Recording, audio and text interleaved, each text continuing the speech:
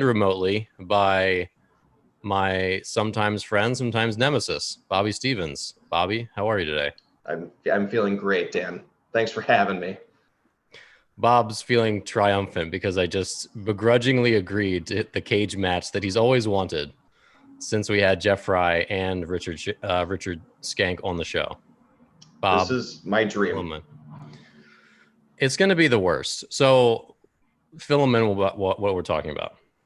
I don't know what we're going to talk about on that podcast other than hitting, but obviously Richard's got his following of how he thinks the swing should work, and Jeff has his following on what he thinks you should be teaching kids and how you should go about approaching. And on hating the modern analytics and all that stuff. Yeah, so I think it'll be a good battle royale. I picture it like the old MTV where the clay figures fought each other. What was that show? Celebrity Deathmatch. I picture that happening. I think that would be a nice comparison, like the Jeff Fry, Richard Skank Celebrity Deathmatch via Morning Brushback. Well, so for those of you, if it's not clear, we obviously had Jeff Fry on the show. We obviously had Richard Skank on the show. Richard's episode was by far the most popular episode, over 5,000 views / listens, which was, we average, I don't care about talking about numbers here on the show. We typically average 200 to 300 views on Twitter after about, a couple of days have gone by. That includes live and replay. About 100 to 200 views on YouTube, and then about the same on iTunes. So we do a decent job reaching people. But so if you say that it's an average of 500 listens a show, Richard's got 5,000 views just on Twitter alone. It was bananas. It just got tweeted everywhere because he's so controversial. Jeff's, I think, was our third most popular episode. And Liam Bowen from UMBC, my alma mater, he was number 2. He crushed it. He had about I think 800 listens on Twitter. So over 1,000 total. But that episode with Richard was just far and away our most popular one. It's absurd. It screwed up our graph. Our graph now of our analytics in Periscope. It still has this huge spike. So it makes all of our other shows like a tiny little dime-sized wafer of a bar graph. I'm really bitter about that, actually. I like my analytics better than that. So Bobby wants to have them both back on to just basically quarrel, which I haven't used the word quarrel in a long time. It's a great word. Basically just to quarrel on our show about baseball. I can't see anything positive coming from it, to be perfectly honest. I disagree. I don't want to do it. I totally disagree with you. I think here's the problem is I think that they're both if you put a spectrum of hitting on a graph, I think they're both a lot closer to each other than they are to the people that just read the exit velocity and the numbers, the hit tracks, and try and teach you hitting. I totally think, and I actually believe this, not just because I want them both on the show, but I believe they're very close in what they think hitters should do and what they believe about hitting, but they don't like each other personally, it seems. So it should make for some good. It's like Dan and I. We actually like each other. For those of you who don't know, our dynamic is good because Bobby's views are just ridiculous and stupid a lot of the time. And mine are always really good and smart. But Bobby, we didn't know each other that long.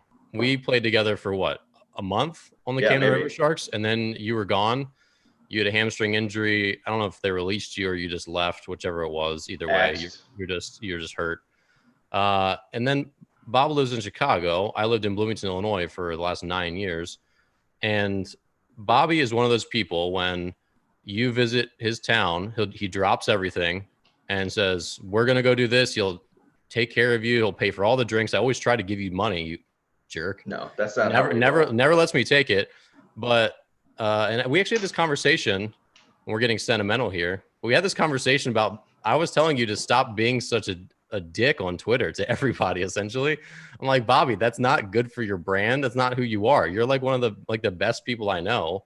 You take care of, you're super loyal to the people that you care about, and you take great care of them. That's why we're friends. Every time I came up and saw you, and usually it was just I'm in Chicago, and you're like, Dan, you made a way bigger deal about we were acquaintances, I'd say. And you just always you make a big deal about everybody, which is, again, why you're a good friend. And that's how our friendship maintained over all the years. Usually when you play with someone that you're not super close with, Like, I think we liked each other, but we didn't really talk that much. You're a position player. I was a pitcher. Yeah, there was definitely just like early going, just like crossing paths. Yeah. But yeah, so we're here. So obviously you and I enjoy each other, despite having different views, but those two genuinely hate each other. So I don't see how that's going to be productive conversation. Well, I think it's just going to be cringy. I think it's going to be like watching a WWE match where it actually turns like real violence. Like, what if they become like best friends? There's zero chance that happens. But what if they do? Like, I hold out the hope that we could be like who's a peacemaker? I don't know. Gandhi? I think I'm a pretty good peacemaker. I read a lot of books about resolving conflict a couple years ago to do that exact thing in my academy with parents and coaches. I feel like you could be Gandhi. However, people have to want to listen. And Jeff is pretty set in his beliefs. Richard is very set in his beliefs, as affirmed by the statement in our podcast where he said, essentially, no one's taught anything correct about hitting for 100 years, which I regret not catching in the moment and calling him on a little bit, because that's certainly not true. That's just a ridiculous exaggeration. We can argue about that. I mean, yeah, there's classic Bob. Well, is it or is it? Is it? Is it? It's an absurd statement to say that no one's taught anything correct for 100 years. It's just like, it's nonsensical. Right. He should have said 120 years. However many years baseball's been a thing. I mean, when they're hitting potatoes with a barn plank, whatever. So I assume that's how the game originated. But anyway, I guess this is going to happen at some point. So we're going to figure out how we can schedule it. It's probably going to be a special Thursday night. Also, speaking of cage matches, Ty Blankmeyer, who was on our show, messaged me the other day, said they want to have me and Eugene on a special little cage match. Oh, debate. Please do that. And for those of you watching that don't know that conflict, Dan. Oh, I didn't even give you a shout out, Dan. I apologize for this. Dan, we had guests. That's why we had guests after. Dan won the Expert Summit bracket debate. So eight pitching, quote unquote, gurus. I don't know if you like that term or not. 8 pitching gurus discussing pitching, debate style format. So head to head. Dan won 3 matches in a row. Won himself title of Expert Summit Debate King. I don't know what the title is, but I had a lot to lose. I had a lot to lose. I was a philosophy major. If I didn't win this, what am I? Like, who am I? You failed. You failed yourself. Yeah. Mm-hmm. But I encourage you to go watch him because it is an absolute demolishing and undressing of the 3 people that he does debate against. There were some. I give the other. There were two guys you went up against that made some solid points. I think they had some knowledge. There was one that had no knowledge, and he comes from an academy in California that Dan has explicitly called out a few times on Twitter. See, if there's one thing that Dan has taken away from this podcast, it's a Twitter persona that he never had, that he currently is embracing as Twitter bully. And let me address, since we haven't officially talked about this. This was not this weekend, but the previous weekend. So I was supposed to face Eugene Bleecker, who's the founder of 108 Performance, this place in California. And he pulled out of the debate the night before he was supposed to. I was his second round matchup. I won my first debate against Brent Porcio from Top Velocity, who's very good at what he does. Brent is very good at helping kids throw harder, improve their mechanics. He is. The questions, like, I don't know. I took my route with the 2 strength training questions we had. He took his route. And then the third question was about pitch calling, which is a lot more my domain. Brent, to his credit, stays in his lane. He never talks about pitching. He talks about mechanics, velocity, training, all that stuff, which I respect. I mean, we all, in every aspect of our lives, have our expertise and then things that are a little bit outside of it. And Brent's played the game, so I'm not saying he doesn't have pitching expertise, but he just chooses to be all about velocity and mechanics, and that's completely fine. I'm much more on the strategy side on what I talk about. So when I got the strategy question, it was just like more of like what's up my sleeve. So anyway, that debate was good. That was like an evenly matched debate. So Bleecker was going to face some young guy in his first round and then face me in the second round. if he won. And he decided he didn't want to go against the young guy because he didn't want to quote unquote embarrass him. And then pulled out like last minute, and I was going to watch it. And so I put a snippy comment in the group comments for the whole summit, like their comment chat box. I said, someone said, "Hey, where is Eugene? He's supposed to be in this," because he was actually commenting during the debate. And I said, some of us don't really belong in the ring or something. Like some of us don't really know how to compete. Some of that effect. And then he messages me because apparently he had my phone number. And the conversation became me telling him that he was unprofessional for pulling out last minute, which really hurt the organizer in the event, which is objectively true. He was the biggest name in the debate, and he knew it. And then secondly, it got back and forth, and he said he would destroy me, blah, blah, blah, blah. And it's like, well, that's not true, because it was about pitching preparation, how to enter the game as a reliever. And another question about what to do during the season if you're not getting all the innings you need. All those questions I've lived many, many times as a pro player and counsel a lot of kids through. It's very experiential type questions. And his lane is mechanics and movement and stuff like that. So with the trash talking of he's going to destroy me, and he subbed in his own pitching director from his academy, I decided essentially to make it a massacre if I could.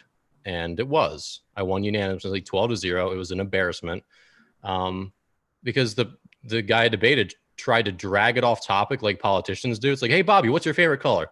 Well, the roads, they really need fixing. And the tax system. It's like, no, I asked you what your favorite color. Well, it's all about the Republicans and the Democrats. It's just like, answer the question. And the question got dragged off into mechanics and movement when it literally had zero to do with that. And so after that, there was drama because Mr. Eugene didn't like the fact that not only did I win the debate in unanimous fashion, I was pretty abrupt, and you could say rude. Rude, whatever. I thought it was great.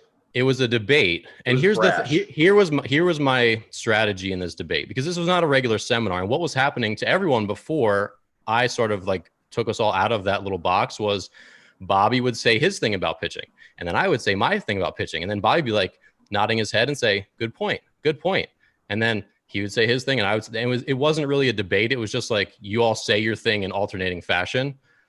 And if you ever watch a real debate, there's people call each other's credibility into question. People say, oh, no, that's not true. Oh, you're all about immigration reform. Well, you didn't do this or this or this when you had the chance, to help immigration back in the day. Right, Senator? This is a real thing, trying to uncover what do people actually mean what they say? Do they actually know what they say? All this sort of stuff. And so my philosophy in this whole debate was I wanted to win the debate.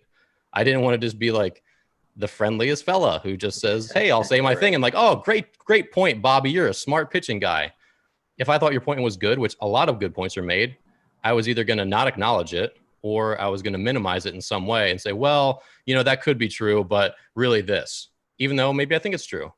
Because again, my goal was not to lose the debate. My goal was to win the debate because it was a debate. And so with this kid, what happened was he just didn't answer the question. And I told him, I'm like, you didn't answer the question at all. And he goes, well, that's really unprofessional. I'm like, well, answer the question then. Pretty much just like that. It's definitely worth the watch. But here's the thing. My mother, who's the sweetest woman, she calls me out on everything. And you know what she did after the debate? She said, you like told him, but then you didn't push it. She said, I thought that was good. You did a good job. My mom didn't even think it was a big deal. So if Joanne doesn't think I did wrong, then I'm good. So anyhow, she is the moral authority on your debating.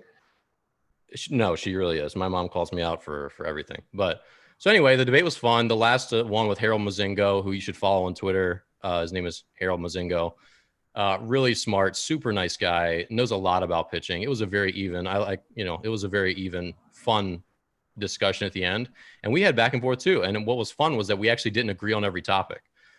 And so we actually had some back and forth, and there was actually like no Dan, and it's also like no Harold. It was a lot of that. It was very respectful, but it was still like an actual debate, which I thought was cool. So yeah, it was a good event.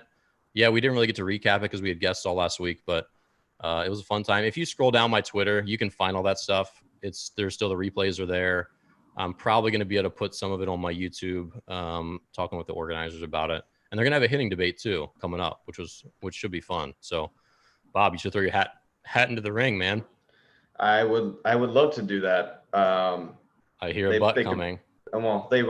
But I would imagine they probably have guys with bigger followings that they want to get on first to make it a more of a draw. However, there is no bigger draw than the bully. So I think if they brought me on, it would be entertaining to say the least. But I do know the organizer. Like I think we both were teammates with not the organizer, but the guy that was behind the scenes helping. He was like helping with tech and stuff like that. Yeah. Yeah. Dan Hennigan. Shout out to Dan.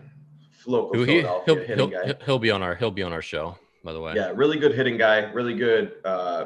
He does a little bit of everything. He blends moving and hitting philosophy, and he's got some good experience, and he has some good research too with a professor. I don't know if it's at Penn University or one of the local universities in Philadelphia.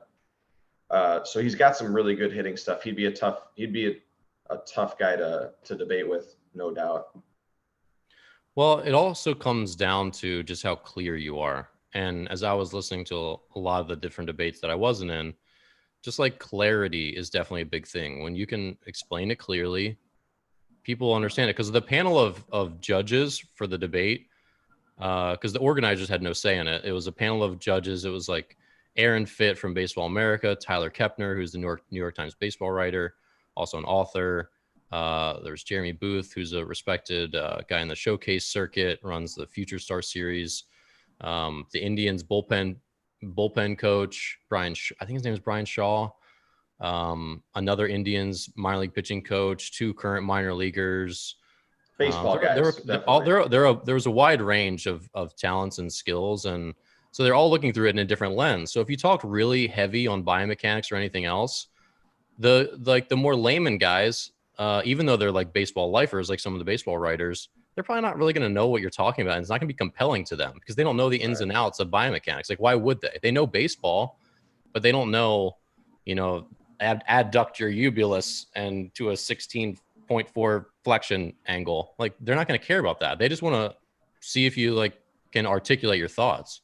Well, and so know your audience too, right? Like, yeah, if you're talking to lifetime baseball guys that are out of the current tech world, I mean, they're not going to relate to your specific movement terminology and the spin rate. Like they want to talk pitching, like they have thoughts on pitching, not thoughts on biomechanics.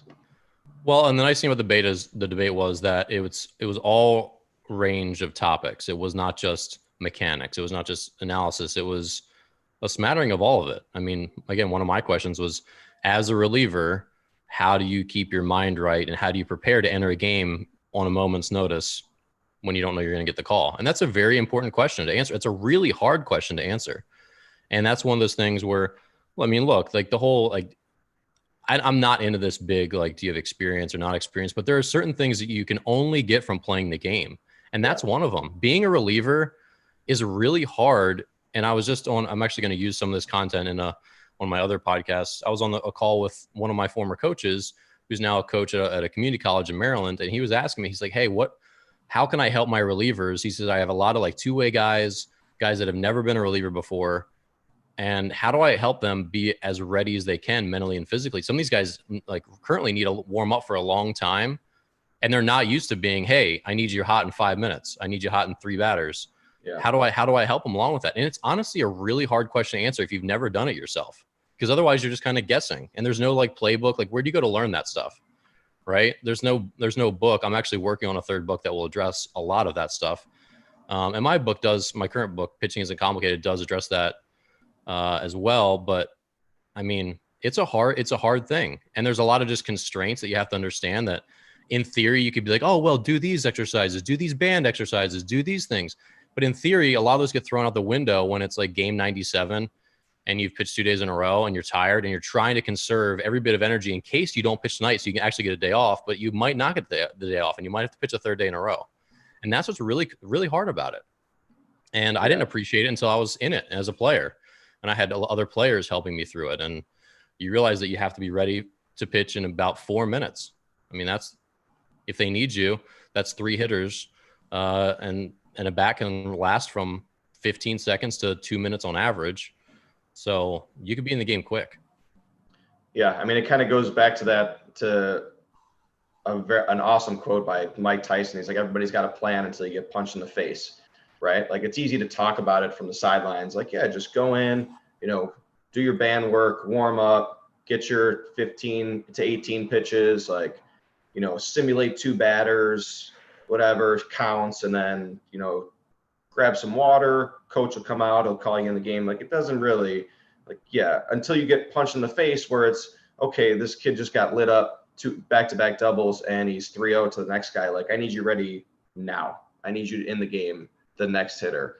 And I mean, there is no preparation, like, talking about it. You have to live it a little bit. And once you live it, then you can kind of give that feedback. But even, like, as much as you're going to tell your, that community college coach, like, hey, this is what you got to tell your guys, until they get in the situation and have to do it for themselves, they're really just kind of shooting blind. I mean, all that experience and that advice helps, but it's like any situation. Unless you're in it, you really don't know how's your body going to react. Just, can you get ready in 3 batters? Mm-hmm. Yeah, you figure it out as you go for sure, but having just a baseline understanding. And I think the mindset's the biggest thing. The biggest thing about being a reliever is having the mindset that you're not afraid to, number one, not get a consistent warm up. Like, you have to really trust yourself that, like, look, all right, coach called, I got to be in the game in 3 batters, and I'm still kind of like, I'm not sharp in the bullpen yet. Like, lots of times, like most of the time as a reliever, you don't get to the point where you're like sharp in the pen. You're furiously, like, once you get your body kind of warm, you're furiously firing off pitches to try just to get your arm up to speed, and they're not accurate. You're just trying to, first thing is get to 100%. And then after that, all right, let's throw some curveballs and just, like, let's make sure that it can break. Like, let's make sure it breaks. And then you throw some changeups. Let's make sure the changeup isn't just absolute trash, that I'm not bouncing at 46 feet. Then you've done all those things, and that takes a batter and a half. And now you're like, okay, my arm's hot enough. If I had to go in the game right now, I potentially could. And then you say, okay, what can I do now to be more like a pitcher? And so you start to narrow the funnel a little bit and say, all right, let's locate some fastballs and let's locate some curveballs. But you just don't have the time, like a starter does, to really say, okay, my inner third fastball, my 1-2 changeup, my get me over a curveball. Like, you don't have time to do that stuff. And so you have to be really mentally comfortable going out there, knowing that you're really not, like, sharp, but that when you get out there, that kick of adrenaline and the fact that you've done this your whole life will allow you to be okay. And lots of times, and this was one of the other things that people that you don't really realize, is that the best relievers, they use the 8 pitches on the mound to get them to warm. So if you said, say there's some way to know that it takes me 40 pitches to warm up. After exactly 40, I'm great. You don't want to throw 40 in the bullpen, not unless you're stupid. You want to throw 32 in the bullpen because you're going to get 8 on the mound. So your 40th pitch is on the mound. It's your last one. And now the batter walks into the batter's box. And that's hard to do because, again, if you throw 32 and you know it takes you 40, then you're going out there only 80% warmed up. And you have to have the stones to be okay with that, because you're only going to get 8. If you need 2 more, you don't get them. The batter's in there. And that's a scary thing. And that's what's challenging about being a reliever. And that's where those guys have that extra mental toughness where it's like, look, I'm going to be good. I don't care how little I got to warm up. I'm going to be good tonight. And that's a unifying quality of good relievers.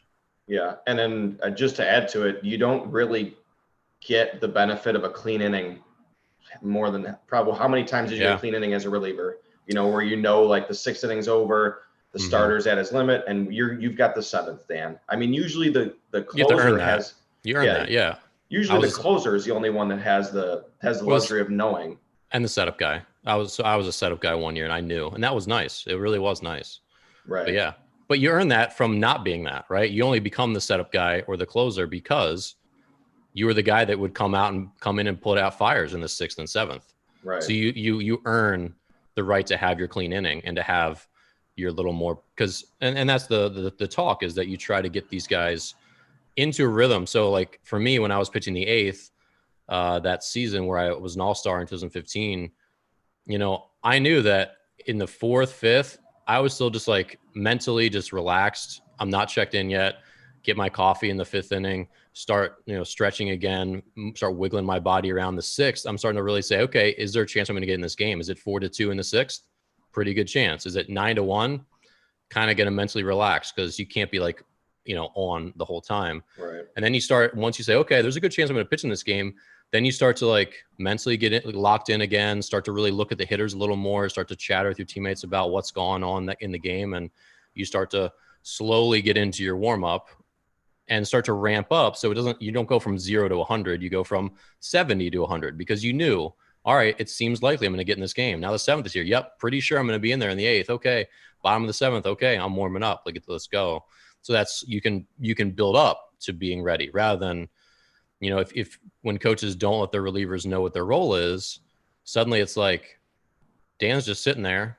Hey, we need Dan hot as soon as we can. And you just throw your jacket off, and that sucks. So the more you can give your relievers with good communication, a really good understanding what their role is. So, hey, Johnny, if the starter runs into trouble today, you're our long guy, so you need to watch. If he starts really getting rocky early, you're going to be the guy we go to for 2, 3, 4 innings, and Jim, if he's probably going to go 80 pitches. So as he starts getting close to 80, you're probably going to be the guy to bridge the 5th to the 7th. And then Timmy, you're going to pitch the 7th. If we're ahead, if it's a blowout, then it's probably going to be Jim Bob, like whatever, So the more you can really communicate, so the kids can watch the game and say, okay, is my situation coming up? That's how they can mentally. That's the best way. You go from mentally out to mentally in, do your job, and then get mentally out again. But I mean, the only comparison as a position player is pinch hitting is not really a comparison because you pretty much have a sense of when you're going to pinch hit. It's going to be late in the game, or you're going to pinch run. Like they're not going to burn bench guys. But so a good example is when you hit AA with a National League team. So I was with the Braves for a half I like where season. you're going with this. Good example. All right, you hit AA with AA and AAA with National League teams. The pitchers hit. So double switches and baseball strategy, like big league baseball strategy, comes into play. So if you're an A ball with a National League team, the Cubs, the Braves, they have a DH. The pitchers don't hit, but you get a AA, you're starting pitchers in the lineup. So depending on how well he's doing, and you might, as a bench guy, go in the 3rd inning if they pull him, and depending on where they're at in the lineup, you always want to double switch to put that pitcher back at the end of the lineup. So there's a lot of strategy going on. And as a utility guy myself, like playing all the positions on the field, it was a curse and a blessing, right? Like you're always the guy that's needs to be hot, run and coach. What I would do a lot of times is coach first base just because I get to take that jog and kind of stay in the game a little bit. But that's a really difficult situation for those bench guys. Like every team's got that guy that's usually like the de facto double switch guy. Like he's going in whatever position when the pitcher comes out. It's hard to stay ready. I mean, it's hard to stay ready because how you said, like you can't be on all the time as a guy who's not starting in the game. Like even guys, when you're a starter, when I'm starting a game, if I'm not up that next inning, like I could take a mental break a little bit. I'm still in the game, but the guy that has the double switch stuff, like your arms got to be ready. Your legs have to be ready to, at a moment's notice, go pinch run, or, go into second base arm ready is a lot different than right field arm ready. So it's a tough thing when you're a bench guy or a bullpen guy, and you're like one pitch away from being in the game for the whole 3 hours and 15 minutes. I mean, it's a totally different mindset and preparation. Yeah, and a lot of what holds players back of all ages is the idea that they've lost their routine. So I'll give you an example. This was one of my favorite. It was one of the favorite days of my entire career. I won't go into the whole story, just this brief one, but we were tied we were down 2-1 on the road in Long Island, and their closer was in the game and got 2 quick outs. And they called down. They said, "Hey, Blewett's in the game if we tie it." Because when you're the setup guy on the road, you pitch the tie ball game in the 9th and maybe the 10th, hoping that you go ahead. So then your closer will close out the game if you squeak out a run. And so we're down 2-1. The closer just mows through the first 2 batters, and then he gets our next batter 0-2. So I'm just sitting down there over the left field wall, just like sitting there. I'm like, well, game's over. And then our batter fights off like 9 pitches, draws it to 3-2, and then hits a bomb to center, a bomb, and ties the game up. And so now there's 2 outs, and I'm in the game.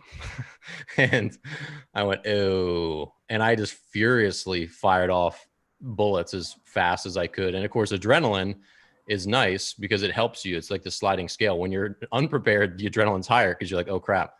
And I was jogging into the game like 1 batter later because we didn't get another hit, I don't think. So, and in situations like that, you get out on the mound, and there's, I think, 2 types of people. And of course, this isn't like who you are from birth, but you learn to be hopefully the second type of person, which is you just forget that you didn't get to warm up very well. You just don't care. You just don't care. And that's not in your mind at all when you get off the mound. It's just like, all right, I'm on the mound, business as usual. Like, it doesn't matter. Where there's a lot of players, and I'm sure, Bob, you've seen so many of these over the years where they're like, my arm just doesn't feel as good. And they're just like mentally making excuses from the moment they cross the white line. And if they don't get their full warm up or they don't feel the way they should, they're just mentally already eroding their own confidence, saying, oh, I didn't get my routine. Like, I don't know if they can't pitch without the routine. Right. And the best players realize that the routine keeps them grounded, but they can throw that thing off like a jacket, that they just don't need it because they're just going to go compete. And that's really tough. And that's something players, they need more of that. And it's hard to foster that except from like a hard-nosed coach who kind of keeps you accountable to it, and having players who let you know what the standard is. Because in pro ball, no one gives a shit if you didn't get to warm up. If you're in the game, right, you got to go get outs. No one cares. Not one person. Like, there's no one for me to cry to if I go out there and get shelled because I didn't get warmed up, my own damn fault, right? And that's the mindset, and everyone knows it. So you just it just never even enters your mind. There is no excuse to make. So you just go out there and like, all right, let's do it. Yeah, especially in indie ball where it's the manager is also like the player personnel guy. So what are you going to complain to him that you didn't get your warm up pitches, and he'll just release you? Yeah, no one cares. Like affiliated ball is much more controlled. Like they'll usually try and give your relievers a clean inning, and you try and put your guys in situations. Like if you're a designated closer, like you will get to basically only close. You'll never, waver from that because they're trying to groom you for a role potentially in the big leagues, whereas indie ball is just win. We need to win games. It's the Wild West. The Wild West. Yeah, it's the best. So that's why it's a great brand of baseball, because it's all about winning. Like you're there to win, and if you can help a team win, you can have a spot on the roster for as long as you can perform. Well, and like our mutual friend Daniel Herrera, who was the last guy to throw a real screwball in the big leagues for the Reds back in like 2004, I think. He made his major league debut not in the normal fashion, which is like, get him an inning in the 8th when it's a 12-2 game, like break him in, which makes a lot of sense. Like psychologically, I can't imagine how hard it is to make your big league debut. Like I don't know, did you know Steve Garrison? He was the next year, but also a friend of mine. He had one appearance in the big leagues for the Yankees, and he said when he got his name called, which it was that situation, it was like 8-1 the 9th or something. He pitched like you get to get the last out or something. But when they called his name, he doesn't even remember it. He was hot in like 5 pitches. They're like, just let us know when you're ready. He's like, I'm ready. Like threw 5 balls because the adrenaline was just so intense. But anyway, so Herrera, D-Ray, his big league debut was bases loaded, no one out. They just threw him in there. Like, here you go. Good luck, kid. Young buck. And he got out of it. No runs. And that like made him. I mean, they're like, dang, son, you're good. They get some street cred for doing that. Big league debut, right off the pine. Figure it out, kid. Help us out. But I can't remember. I mean, he's told the story, I think, on my other podcast. But he just went out there and was like, "Look, it's still pitching. I've been in this situation before. Yeah, it's the majors." But he just like locked in, refocused, and was just like, "Let's do this. Like here we are." Awesome. And it is awesome because that's got to be terrifying. It's like a no-win situation, except. It's also kind of a no-lose situation because no one expects you to get out of that, right? So he definitely won. If you reframe it like that, like, hey, this is like an impossible situation. So like, if I get out of this, I'm a made man, So I'm sure he earned some other high leverage situations just based on that. Well, and he said one of the I can't remember who it was. I want to say it was like Darren Oliver, but someone in the big leagues really took him under his wing, or a couple guys did. And I think that's like pretty normal with rookies, but I'm sure it really helped there where like, man, this kid's got some stones. And then the veteran guys were like, yeah, like we're gonna show you the ropes and like come We'll along show with you the us. way. And Yeah. he had some great mentors in his time there. And I'm sure that was a big part of it because they're like, this kid's got no fear. He could make it. Like, let's help him along. So that was cool. So Bob, you've been coaching amateur baseball again. We're back. We're back. And off air, you had some thoughts. I've got a lot of thoughts just watching this first 2 weeks. We've been through 2 weeks, 2 weekends of travel ball. Before you get to thoughts, did you have any feels? I had all the feels. Was it so nice to be out playing sports matches again? It was, the weather was great. It felt like we played at a Joliet Slammer Stadium, so pro stadium. So it felt like baseball. Like it definitely felt like summer, which I don't think it's felt normal since all this stuff started happening in March. It was nice. I think everyone enjoyed it. We didn't have great results for a few of the teams, but at that point, it was nice to just get outside. But I do have some thoughts. Okay, now the thoughts. Tournament company thoughts. I won't name names, but Thank you. If you listened to our podcast previously ranting about tournament companies, the tournament model is totally broken. Okay. It's the worst. Yes. And I understand, and Dan and everybody else that does youth baseball, like it's a business, nobody's out there to lose money. So in this scenario, not the tournament we played in, and I will name drop Jay Darnell, great guy, does a fantastic job running a tournament, very fair, very communicative towards all the parents, coaches. Like he did a great job these past 2 weekends. We've got a tournament coming up where, you pay your money, your $1,000 to be in a tournament. They tell you you're going to get 4 games. They advertise a primary field, usually like a college or a pro field that you're going to play on, which you never play on. And you get 4 games. So said tournament company sends an email blast out saying, look, we're having trouble getting fields. We're going to drop it down to 3 games guarantee. Okay. Like I understand, want to give everybody a plan.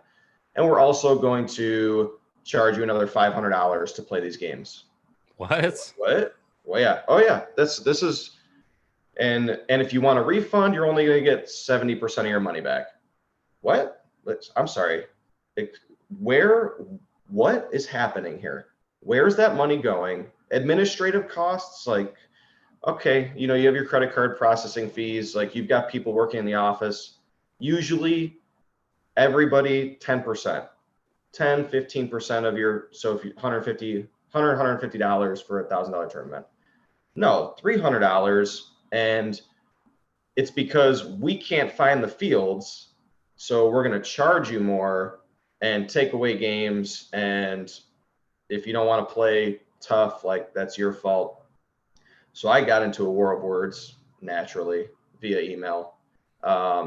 But I'm just determined to blow up that tournament model now, even more so than I already was, because the way recruiting has gone and the way it's going to be going, I mean, video is king, sending video to colleges. And I did a Facebook Live for my organization about recruiting and, the new wave of recruiting, I guess, what kids have to start doing. But I mean, just the arrogance of some of these tournament companies and it's not all, don't by any means. I mean, I can rattle off the really good ones and the great people that do it, but some of the arrogance of some of the guys that I'm currently dealing with is just beyond.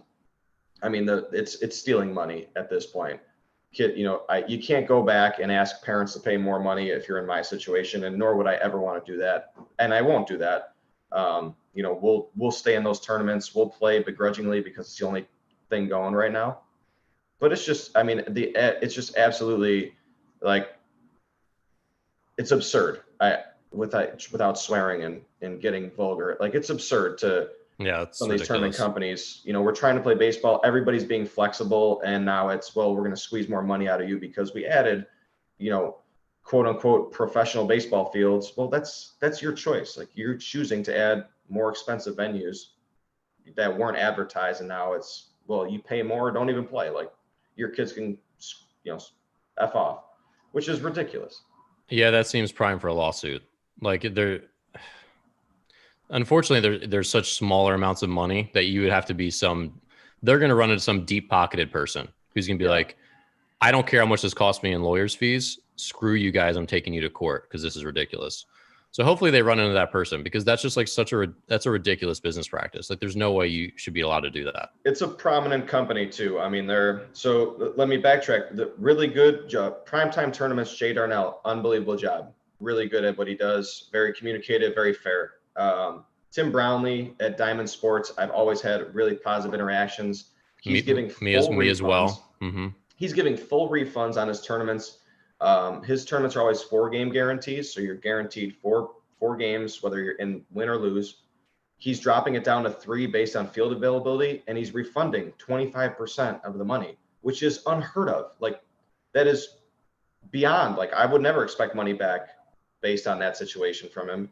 He's refunding. The guys in Indianapolis at bullpen tournaments, they've been really good throughout this whole thing as far as credits, refunds, being very communicative. And Indiana's an open state, so they're dealing with, people coming. A lot of Grand Park is humongous, 200 acres of baseball, softball, soccer fields, and they've been very understanding. I've talked to the guys twice, and I let them know, like, look, we're in Illinois. It's too soon for us to come there. We haven't been outside, and they've been totally understanding credits. I had to pull a team out. They were, they worked with me. Like, we didn't just lose that tournament fee, because those tournaments are more expensive by nature, just because you get more games and nicer fields. Mm-hmm. But 3 tournament companies right off the top of my head that do an awesome job. And you've got one that's really prominent that's just, screw you guys. And it's no communication, no sense of feel about the situation. Like, hey, people, money's tight. We're trying to play baseball. Everyone's trying to do the right thing. And we're just not going to do that because we don't need to. Well, it's not surprising. I mean, there's so many companies in the US, and they're just not all ethical, and they're not all good with customer service. I mean, everyone knows that. So I think at the end of the day, because you're right, Tim Brownlee for Diamond Sports Promotions in Illinois, he was always like super nice to me. Like, people complain no matter what the circumstance is. And there were definitely some situations where I was like, this is a pretty subpar experience. But when I called him and talked to him, he was always very receptive and like solved problems. So that doesn't surprise me that he's done that. And I think that is the move, because at the end of the day, customer service matters, and people are definitely going to give that company you're talking about the middle finger next year. No doubt. I won't. Like, you're not going to recover. You're not going to recover for that, especially when people are thinking. And I really hope you out there, if you're a coach listening, get rid of the tournaments as much as you can. Network with people, book local fields, book local teams, call the local colleges, tell them where you're playing and when you're playing. It makes so much more sense. It's the thing that we need to get back to. Yeah. And if you do keep a couple of tournaments, keep the couple that are from companies that like took care of you during this time. I think that's what the smart move is. Because if you're going to try to stay in business screwing people over, you're going to go out of business on the back end later, I'm sure, or I hope. It's just never the right way to do it, which is not surprising for some of them. Yeah, I mean, those guys that Tim and Jay, that do a great job. We will, whether we change the whole format and I do all my own tournaments next year, I will always send teams to those tournaments and always make sure to support those guys. Cause they're just like, when you treat people well, you get it come back tenfold. And I push their tournaments to everybody in the area as well. The local dad run teams said that, look, these are the guys you need to go play tournaments with, because they're going to make sure you have at least a decent experience. Yeah. But as we've mentioned before, I just hope the model breaks. It just doesn't make sense. It's not, you're not getting college exposure from it. That's just a lie, essentially. If you're 17 U age and it's a very competitive tournament, there will be college coaches there. Other than that, there just won't, unless they've specifically chosen to come see your team or your player, which has nothing to do with the tournament company in general. No. Well, usually it's a farce. There were a good amount of coaches there this weekend, but that's the only game in town. So the local Illinois coaches I can drive to Joliet. They came out. My former head coach texted me, came out, watched some games. Not Division One anymore, but still, you're still, shooting blind when you show up to a game, hoping to see somebody. Like, you're really only looking at pitchers at that point. You're just looking at arms, and then hopefully somebody sticks out. Maybe they get a look or two. But you really have to do your own recruiting at this point. Send out your emails. Be proactive. College coaches have way more players to choose from than ever before. They have way less spots now than ever before. So you really have to be proactive and find a good fit. And hopefully those guys come and watch you. Yeah, I mean, it's a crapshoot to hope there's a scout that's going to watch you. It's a ridiculous strategy when you think about it. It's just like, it's so silly. Well, and then your focus is not on the right thing. Like, if I'm a shortstop, like, I might never get a ball. And I might get walked 3 times, and that doesn't mean I'm not a good player. But, then I watch kids, and we're going to talk about coaching a little bit. I watch kids in, mid-inning taking their ground balls, and it's like, lob the ball to first base and don't show off your footwork. Don't work on a backhand, one at you and then one to your left, pre-inning. And that's when, catchers, pop times, like, you might not get somebody to steal in the game. Like, yeah, that throw down to second is important. Show it off. Yeah, if somebody's there to watch, like, you need to, like, look like you're in the game. It's not an easy thing to stay, kind of how we were talking about before, just mentally on for the whole game. But those are the situations where someone might actually watch you. Or if you're taking a pregame IO, like, that's essentially your workout, your tryout for that coach. Yeah, well, I'll give you a good example of when Coach Dan got a compliment from an umpire. It was like one of our last games of my academy's existence. And one of our infielders who'd made a couple throwing errors, who was like a little bit mentally jostled by his throwing errors, like he was having trouble. He was getting his ground balls. Like, I was walking across the field, like, as they were warming up to go back to the dugout. And he was just like lobbing it over them. I'm like, bro, this is your time to make the throws that are making you nervous. Like, don't lob them over there. Right. Field it, move your feet, throw the thing, and, like, move to your right, make a tough throw from a weird arm angle. Do your infielder things. Throw the way you're supposed to throw in a game. This is your time. You get 5 of these, or 4 or 5 of these throws every half inning for every game. That's like 1,000 per summer. That's 1,000 to get better on. And I just, like, reminded him to do it that way. And the umpire goes, man, I'm impressed. I haven't heard anyone say that all year to a kid. I'm like, yeah, I wish more kids were being told that too. It's just like, you got to pick your battles, and those are like not pick your battles, that's the wrong thing to say, but you just need to take advantage of every chance you can to get better. Yeah. And that's a lot of those aggregate 50 games in the summer, 4 throws. Is it how many do you get typically, Bobby? 2 to 3 usually. Okay. So let's call it 3. That's 20 a game times 7 innings times 50 games. It's 1,000 throws. It's not a small amount. If you're running to your right and throwing like Derek Jeter, you make those tough throws in practice, you make them that inning.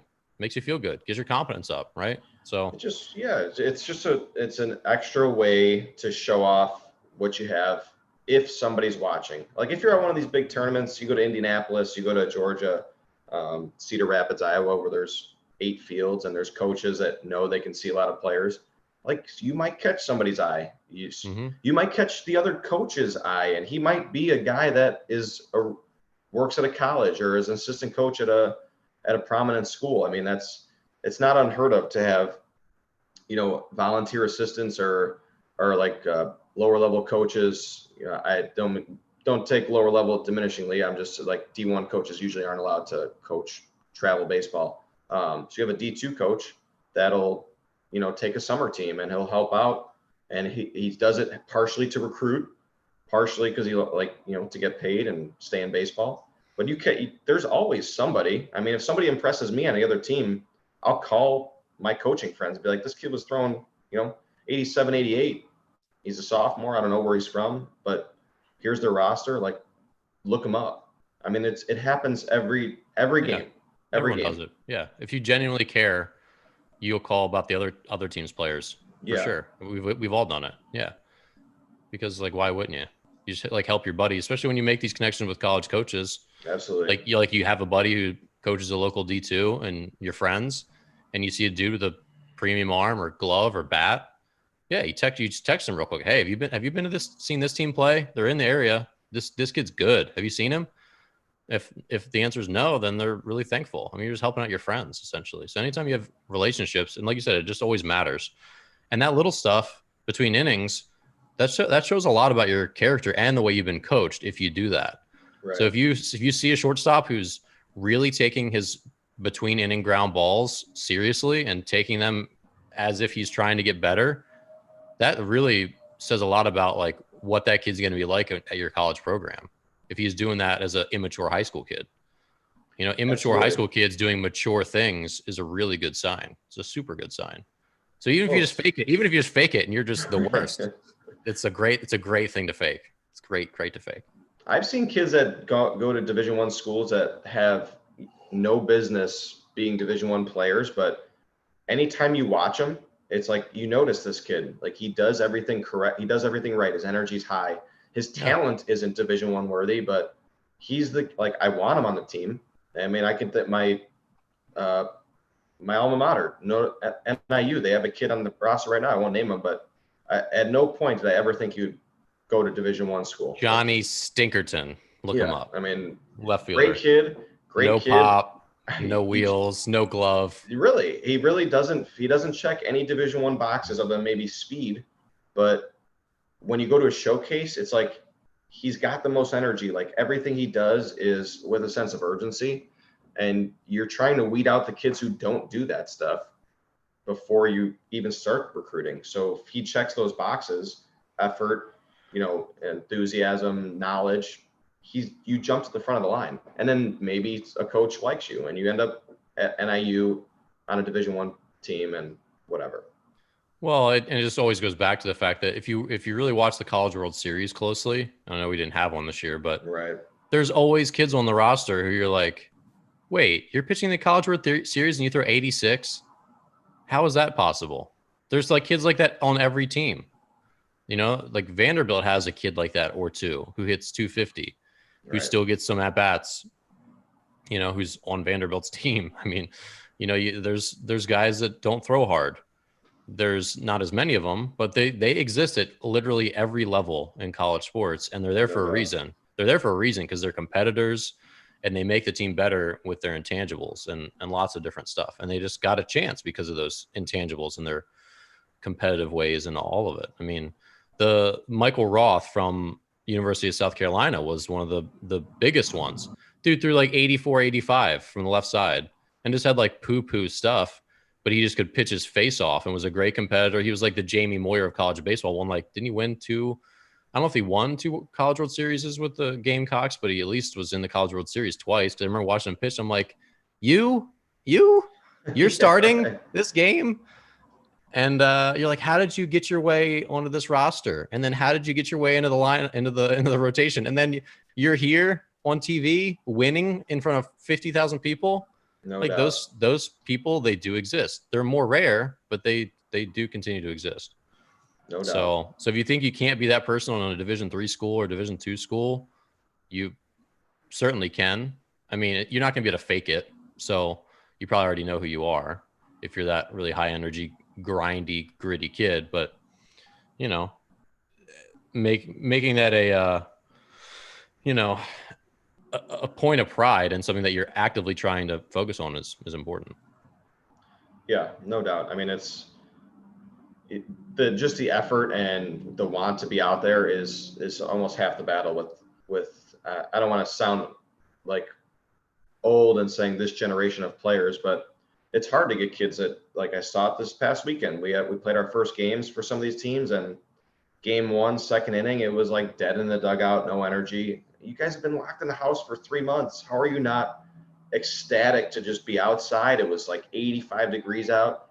We're in a pro stadium, like we're playing baseball, and it was the only one with energy was like myself. And that's like, it shouldn't be like that. So it's like the new wave of players to stick out is your body language and your attitude. And, once you do that, hopefully your talent will take you wherever you want to go, but just separating yourself attitude wise is huge. I notice it with other teams. I notice it with guys on our team. Like, it sticks out. It's the first thing you notice. Yeah. So, Robert, let's talk about Major League Baseball. Oh, God. Does anyone even care at this? I know people are I excited, don't. kind I of. I don't, like, though. don't care. Like, who wants to go see a 60-game season? Like, what are we even gonna, what are we gonna do? Everyone's in the playoffs. I just don't get it. I just Selfishly, don't get how we care at this point. no. I mean, selfishly, as a White Sox fan growing up, I feel like it may give the White Sox a shot. I mean, you're in Baltimore, DC area. I mean, the Orioles and Nats should have a I'm not in the chance to make Baltimore, DC area. I'm in DC. Baltimore. I'll be damned if I go to a Baltimore Orioles game. Aren't you wearing an O's hat right now? No, I'm actually wearing a Washington hat. I wish I had my O's hat. I don't like the Washington logo at all. It reminds me of like Walt Disney World. I really dislike it. I really wish they called themselves the Senators back in the day. I was like prepared to be a Yeah, fan if they called themselves the Senators. That's what we called our academy teams. We were the Warbird Senators. right. I love that name. Of course, being a senator today means you're just corrupt and awful. But Right. anyway, I don't like the Washington Nationals logo, but I need a new black hat because that's like my thing. But the Woody the Woodpecker Orioles logo is the best logo that's ever been in all The sports. Orioles do have the best baseball logo. It's such a great It's logo. really good. So I need to get a new Orioles hat. However, I don't really care to buy one at this moment. And aside from really loving Camden Yards, which is a beautiful ballpark if you've never been, which everyone should try to go to because it like set the standard for new ballparks. Aside from the ballpark itself, I have zero desire to see the Orioles play.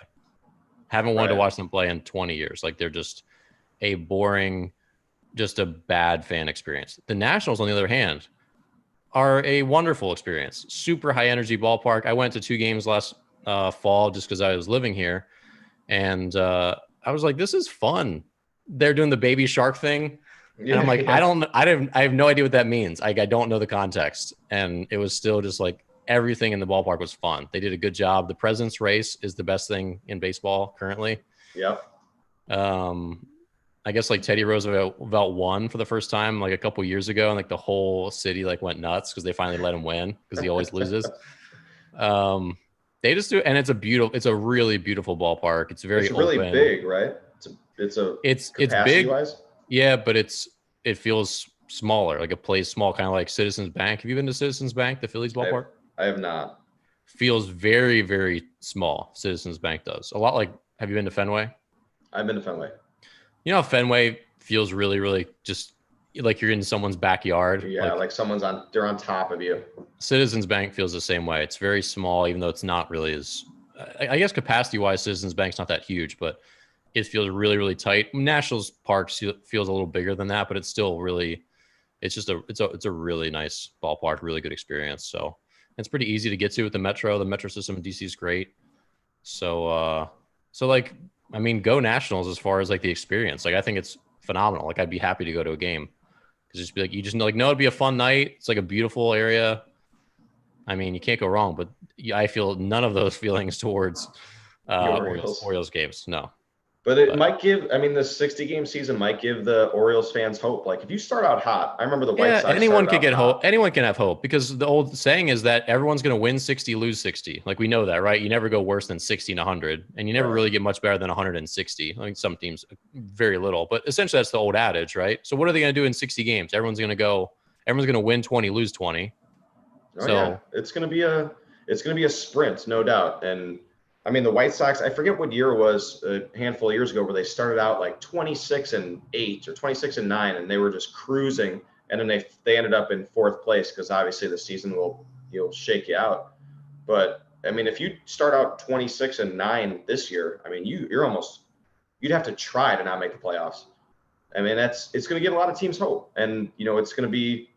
I think it'll keep fans interested once it starts. I have no interest in it right now. There's no baseball. Like, they're talking about a July 29th start, I think it is. Like, we're wasting all of July, the best weather. Like, what makes no sense. This makes no sense. I mean, it makes sense. They can't start right away. I mean, I know, but just the lead up. Like, they should have been in spring training already. They should have been like July 4th should have been the kickoff date. It makes that makes perfect sense. July 4th, always baseball 4th of July. It's like the national pastime. Let's kick it off. But no, we're just going to screw everybody. Well, it wasn't about that, obviously. It was about coronavirus. So it's not like they're just going to be like, oh, the virus says July 4th is okay, because it's like it's an arbitrary date. So Yeah, I don't but really agree with that. it should have been happening. I mean, we're playing youth baseball right now in not even empty stadiums. I mean, Which parents which are I, allowed. which I think is fine, because those snot-nosed kids are running around the dusty field. I mean, there's not that many people at the ballpark. Like, and you But I get don't think parents can sit wherever they want. They can take their little lawn chairs farther away from everyone. I think it's totally fine.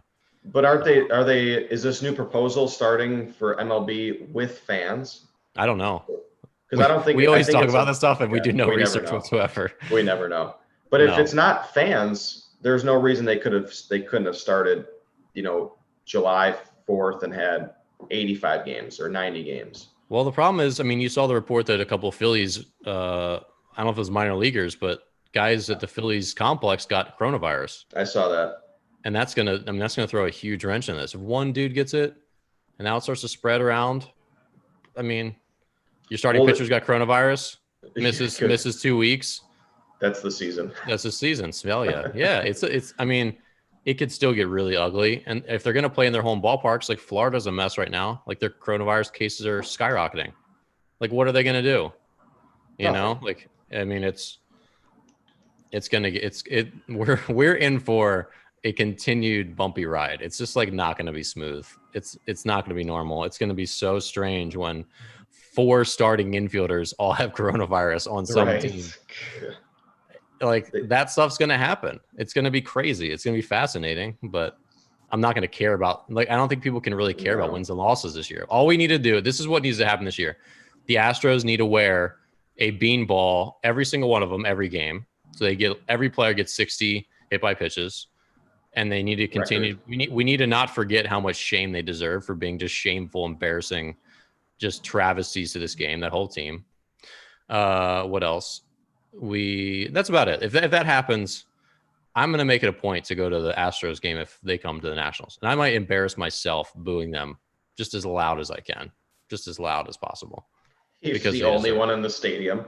Oh, I won't be the only one. I might make it like a meetup. So if you shoot me a message on Twitter, if you want to do a hate the Astros because they're embarrassing, shameful human beings meetup, and we'll all go to the game and we'll heckle them just relentlessly.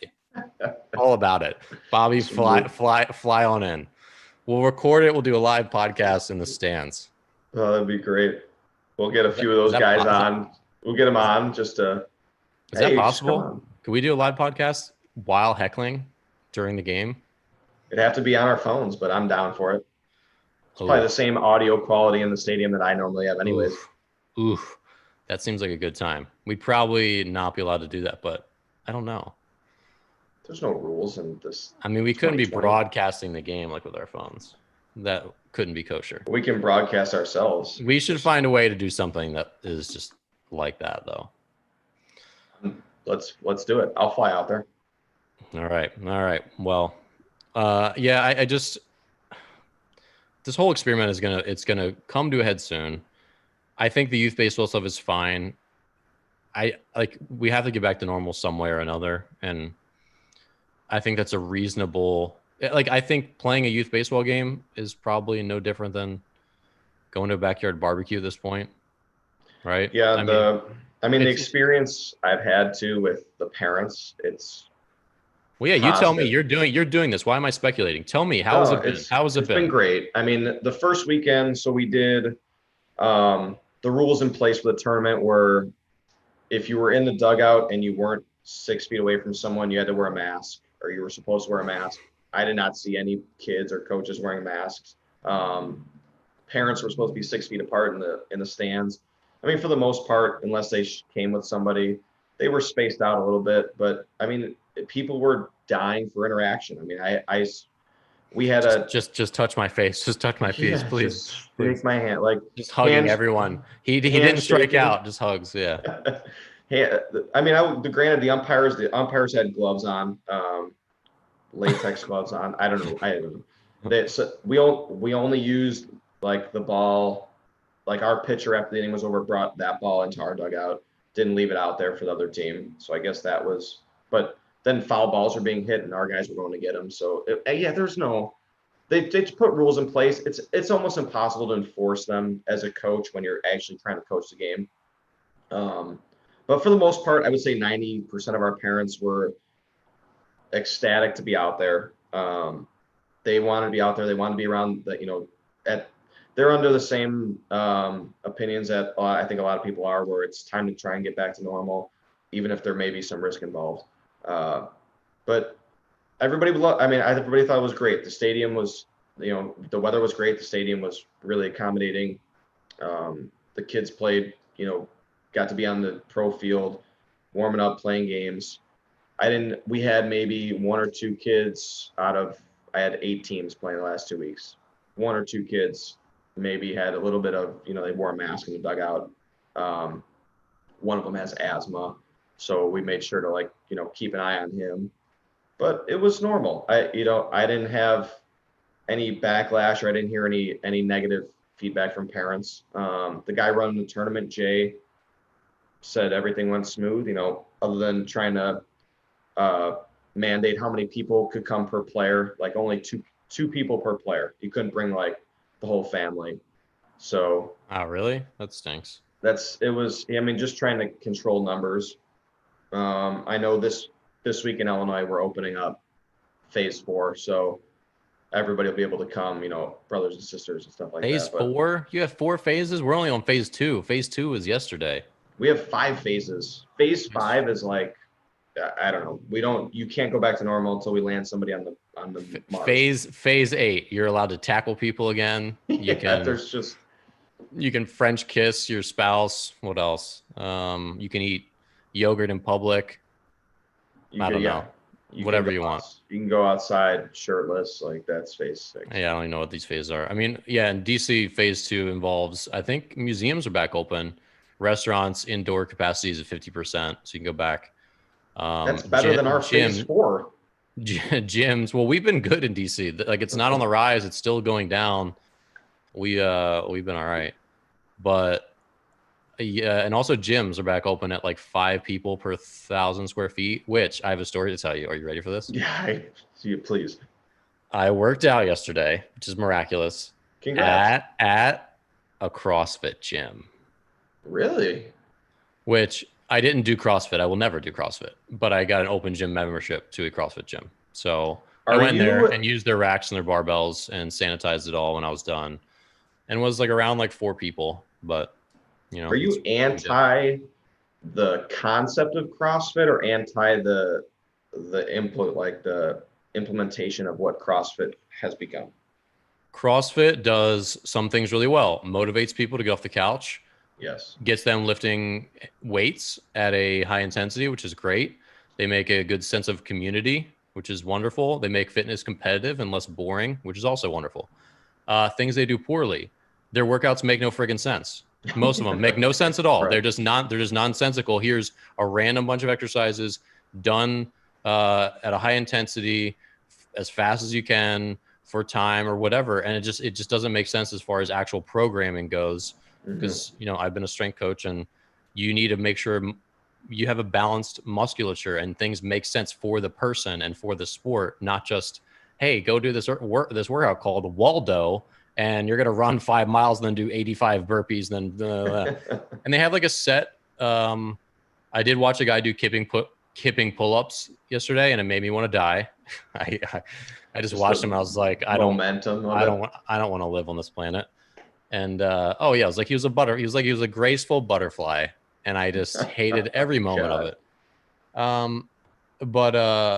Especially when it comes down to athletes, CrossFit is very heavy in overhead pulling only, like chin-ups, pull-ups. Right. Horizontal rows aren't really a part of their thing. There's no workouts that really have rowing, which is really important for having balanced musculature and for really strengthening your back. Only doing rowing exercises up top, it does not lead you balance. And that's why you see a lot of these CrossFit dudes have very forward rolled shoulders. They're very trap dominant. It's just it's not the right thing for athletes. Athletes need a lot of different stuff. Athletes need much more variety. They need rotational stuff, which is not really in CrossFit. They need lateral hip strengthening, which is not really in CrossFit. CrossFit is heavy on pushing, overhead pulling, deadlifting, squatting, and then doing mixes of cardio with strength stuff, which can often be really dangerous. I watched it yesterday. One of the fitness classes was doing iso lunge holds for time. So like they have like a weight in their hands and they're in the down position of a lunge with their knee off the ground. So they're just holding that tough position. Yeah. And then after that, doing it for like a minute or something, they jump on the treadmill and like run as fast as they can. I'm like, I get that's hard because your legs feel terrible, but it's also unsafe. And I'm also not sure what the point is. Like it's just because it's hard, and just because it's hard is not good training. If you want to make something hard, hey, take your microwave, rip it out of your wall, put it on your back, and go run 40 flights of steps. That's hard. Doesn't make it not stupid. Right. And that's the big thing. People think hard is good, and that's not the case. Good training is good training, and good training is picking the right exercises for the person that makes them better at whatever they want to do, keeps them safe, and finds the right balance of risk and reward. And that's what CrossFit does not do well at all. I mean, there's stories, and they're trying to outdo themselves in the CrossFit Games. I saw this horrific photo because every year they're trying to, again, like outdo themselves. So like, oh, whatever we did last year, we have to do something crazier.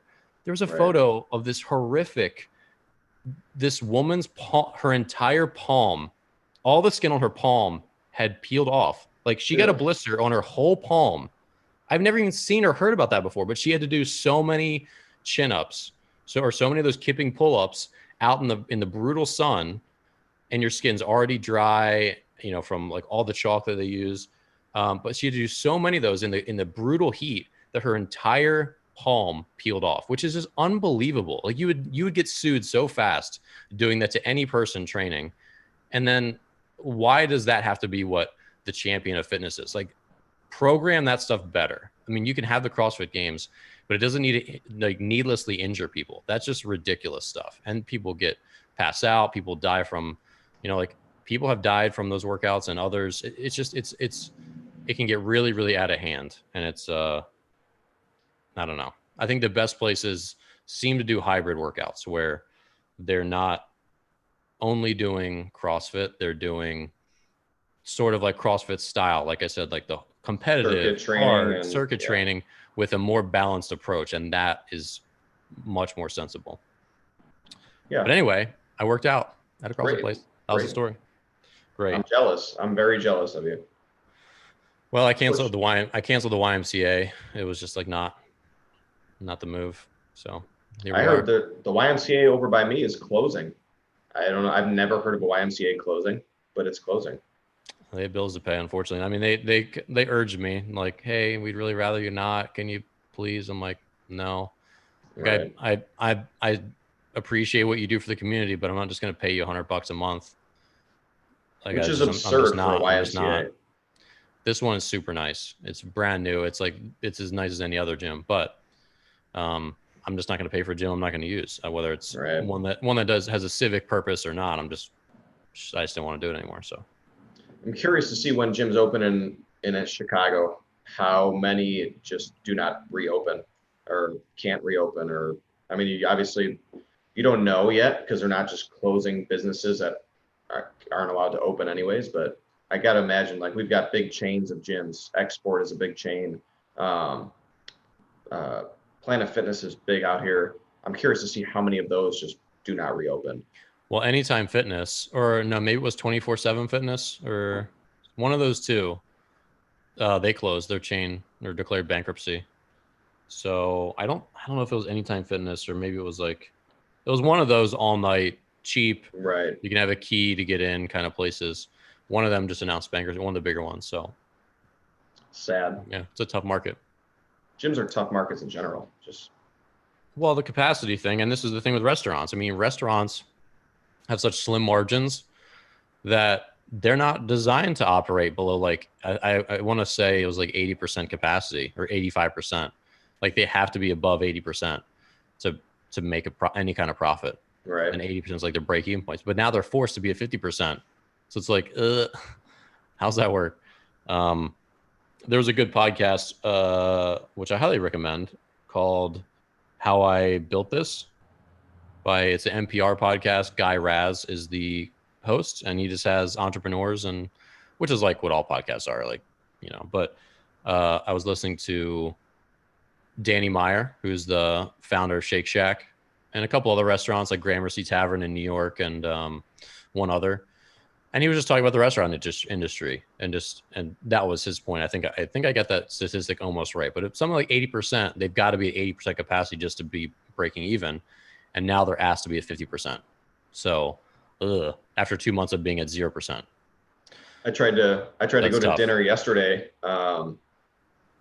with my old college coach, and we had reservations at a steakhouse at outdoor seating.